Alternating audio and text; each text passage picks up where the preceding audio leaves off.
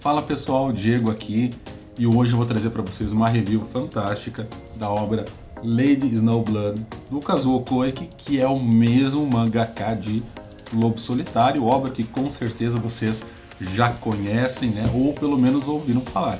Então se você gosta desse tipo de vídeo, já deixa seu like, comenta o que você achou, se inscreve no canal se não for inscrito e bora começar!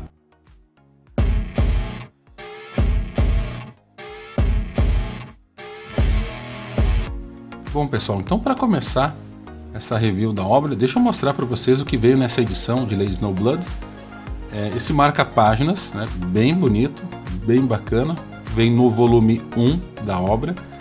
E no volume 4 vem esse cartãozinho aqui, bem bonitinho também para quem gosta de colecionar, como é o meu caso, né? É um plus a mais para o colecionador.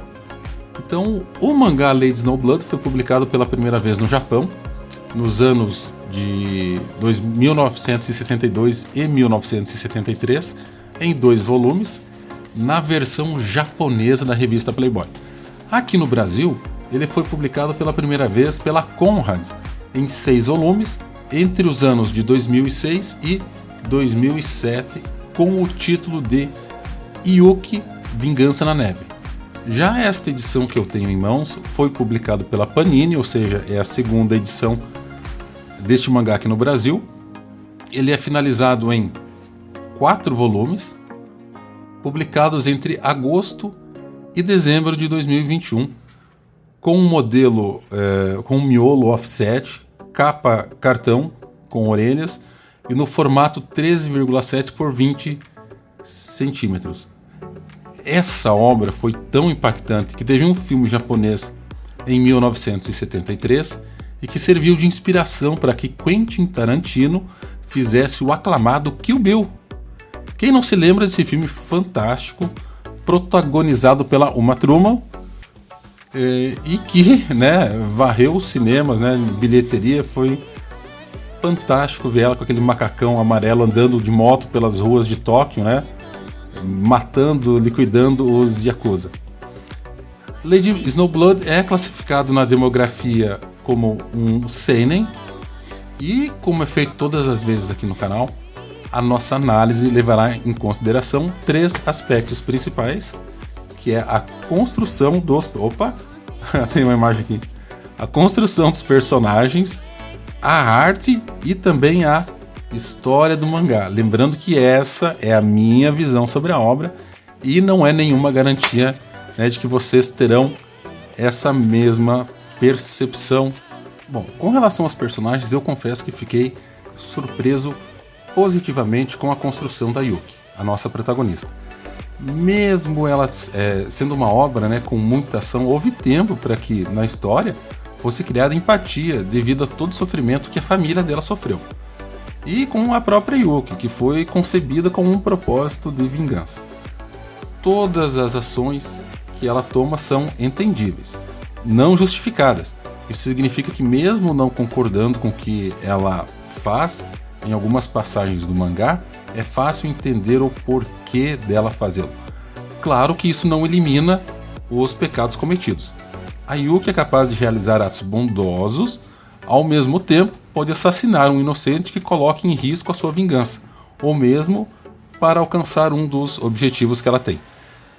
Existe um pequeno círculo que interage com a protagonista, e mesmo que a história não se preocupe em construir esses personagens, a personalidade de cada um é marcante e não é impossível nos identificarmos com alguns deles, ou com os objetivos pessoais que eles carregam. Isto posto, a minha nota para os personagens da história é 8,5. Já com relação à arte, como vocês podem ver, ela é bem bonita, né? São belos os traços utilizados pelo ilustrador e ele consegue captar com maestria os movimentos de ação. Não é algo que se compare, por exemplo, com as cenas de ação de Kamen Rider, mas mesmo assim é muito bonito. As cenas de violência e de nheco-nheco, digamos assim, são bem trabalhadas, e apesar do órgão sexual masculino ser representado sem firulas, o feminino é belamente representado em algumas passagens por uma rosa. É uma simbologia que casou muito bem com esta obra, minimizando a nudez feminina e chateando certamente, os mais taradinhos. Então, com relação à arte deste mangá, a minha nota é 8. A história de Lady Snowblood é fantástica, mas já fica o aviso de que não é uma história feliz, mas de vingança, com muito sangue. Eu vou contar para vocês sem dar muito spoiler.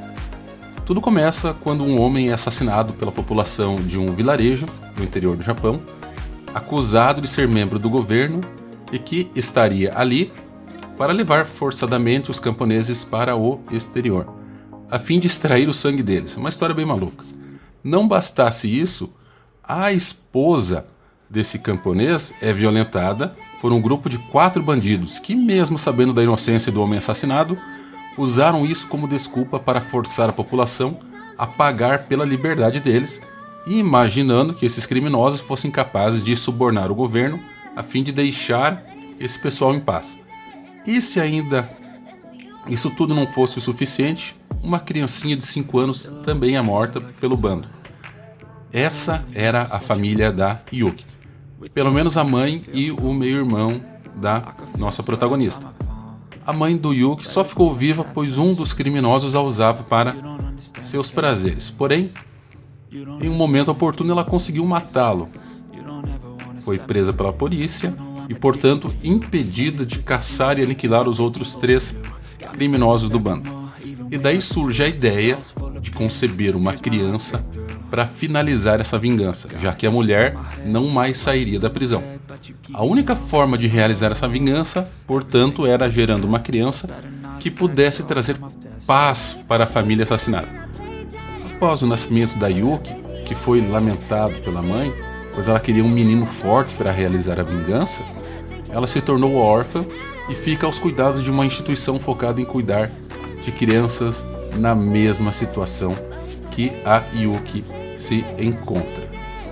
Bom, é mostrado todo o treinamento que a Yuki passou para se tornar uma assassina profissional, e o restante da obra se resume a ela realizando diversas missões, recebendo pagamento, claro, do serviço que ela presta, a fim de conseguir os recursos necessários a localizar e realizar a vingança para o qual ela nasceu.